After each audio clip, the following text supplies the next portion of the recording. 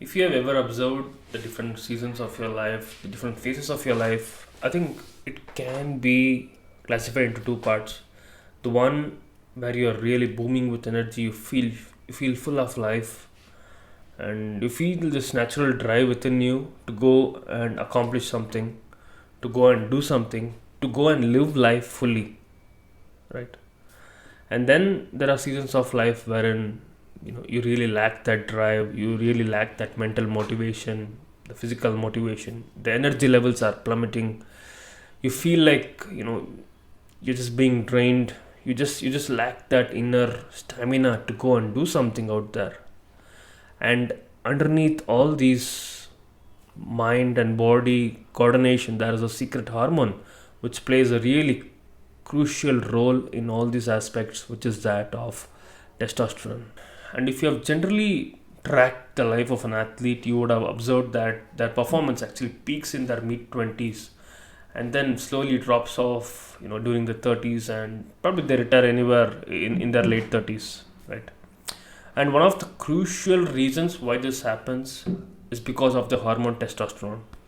Testosterone actually drops with age. It peaks around your mid 20s, and you really feel full of life at that moment.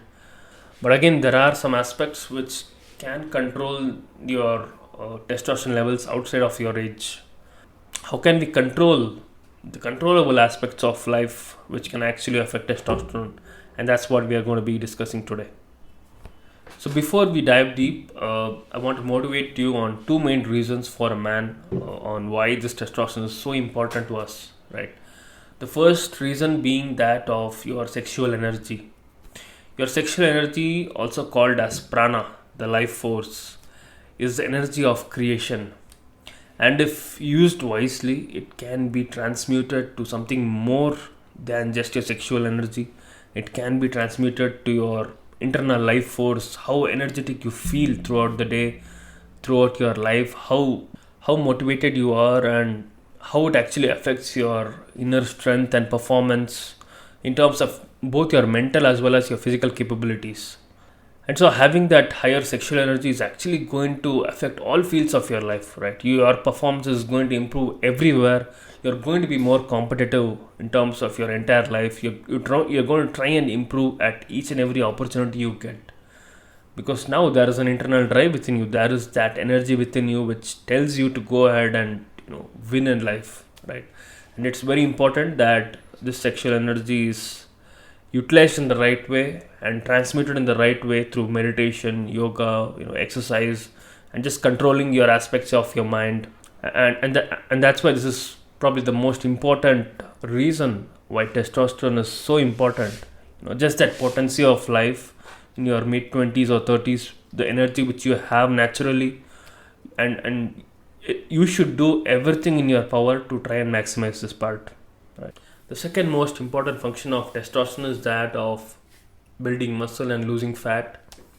And your natural testosterone levels are not something which is in your control majority of the times. I would say like 50% to 70% is like genetic in nature. But the other remaining part, which is actually controllable, is what you need to focus on. And if you have ever observed bodybuilders, taking steroids, and that steroid is mainly testosterone, that's because your muscles are sensitive to testosterone. At the higher levels of testosterone you have, it's easier to build muscle as well as easier to lose fat. And that's why it's a bit difficult to get into bodybuilding as you start aging. And it's also difficult to get a good muscle mass in your late 40s or 50s because your testosterone levels have dropped so much, right? And that's why you need to utilize your age as well as your control your life factors to try and maximize the usage of testosterone in your life. Try and maximize and gain all those muscle as well as maintain a good fitness when you're young, so that you can eventually maintain what you have in your late 40s and so on. Having touched upon these two functions, I would like to bring your attention to why it's even more important in this current generation to focus on testosterone more than ever. The current lifestyle, the influence of plastics, the sedentary lifestyle have completely reduced the average man's testosterone compared to, like, what our ancestor had hundreds or thousands of years back. And this is a proven fact right now that the average lifestyle has actually reduced the overall testosterone levels of man in this current generation. Certain chemicals in the plastic is shown to reduce testosterone level in that of animals, and this is probably the number one reason in the current generation why testosterone levels have been dropping significantly, right?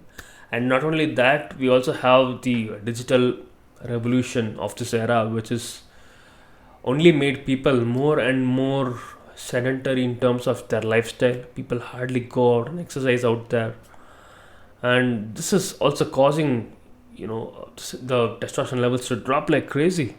I mean, when was the last time people exercised compared to our previous generation? You get everything at the tip of your fingers, and all you need to do is like sit and order things, or you work at your desks and so on. In my experience, the highs and lows of your testosterone levels can actually be felt if provided you are aware of your entire performance, as well as you're aware of how you feel each and every day. Ever missed a couple of nights of sleep, and have you felt that life force energy vanishing for the next 1 week, and it feels like you fell into a slump? You can hardly get any productive energy through your day. And on the other side, when life is going good, your habits are good, have you ever felt that surge in energy? Have you felt the life force prana which is shouting out to you to try and do something, to go out there, to reach people, to actually work towards your goal? So this is something which can be felt, and I don't think you need to do any testosterone tests to actually monitor your performance and so on. It's if you feel that you have changed in terms of your energy levels, I think that is where you can start monitoring and tracking your progress. Having talked about the motivation, as well as some of the reasons why our testosterone levels are so low, let's get into the part where we try and improve it. The first thing you can do to increase your testosterone levels is to start taking the supplement Ashwagandha. It's actually a root from a plant which has been used for almost 6,000 years in our ancient civilizations. Personally, I have observed mental and physical changes after taking about 2 to 3 weeks of this supplement, and it has been even scientifically shown to increase your prana, your life force, and also if you have transmuted it properly, it increases your virya, which is your manliness. So you can try and start taking 250 milligram of this supplement and observe your energy levels over like a month and see if there are significant changes. I think this is one of the easiest ways to actually increase testosterone, and compared to the other ways which I'm going to mention now. So I would say it's the least effort, highest reward path for increasing your testosterone levels. Coming to the second point, which is sleep and sunlight. Looking back like 1,000 years ago, if you analyzed how your ancestor lived their life, they slept once the sun went down, and they roamed around and trying to gather food when there was daylight. They got enough sun exposure. So the two main reasons the current generation has messed this part up is because of our nightlife. We hardly sleep on time, and secondly because of our desk jobs. We hardly move around during daytime and get enough sunlight and daylight exposure. So if you can consciously work towards sleeping right, keeping your sleep habits and your sleep timings consistent, and also getting enough sunlight during the day, at least half an hour to 45 minutes if possible. Try to go out and get some sunlight, do some physical exercise outside the gym as well, right?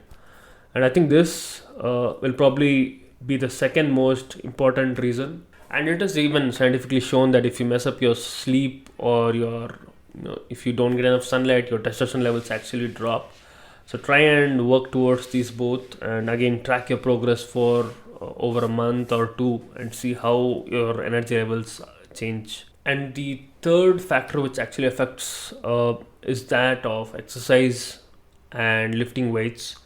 it has been shown that building muscle as well as increasing your metabolism rate, actually has a corresponding increase in your testosterone levels. Your body adapts to the physical stress you put it through, and I think in turn it can actually reward you back, by providing you a better energy and better drive. I mean, how often have you observed that you start doing some exercise, and within a week or two you actually feel a natural energy, through the day, when compared to when you are not doing anything? I think it's a very simple observation, and you can just experiment that part with how much exercise you need, to feel your optimal best. But definitely muscle mass as well as increasing your metabolism rate has a significant effect on your testosterone levels. The fourth factor is that of reducing your body fat levels to your optimal values.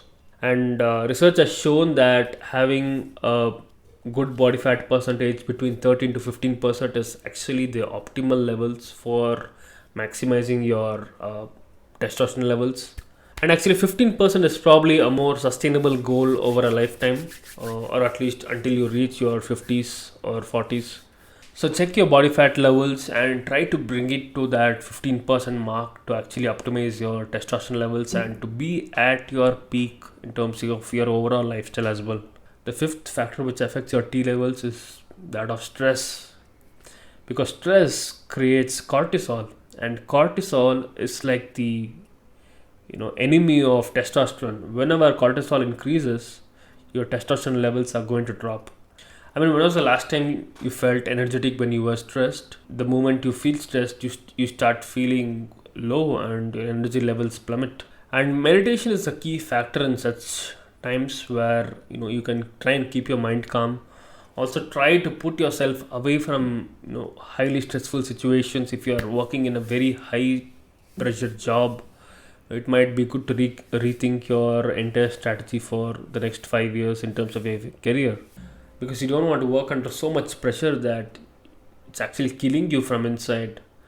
So you need to maintain a fine balance between what is the right stress to you, what is good stress versus bad stress.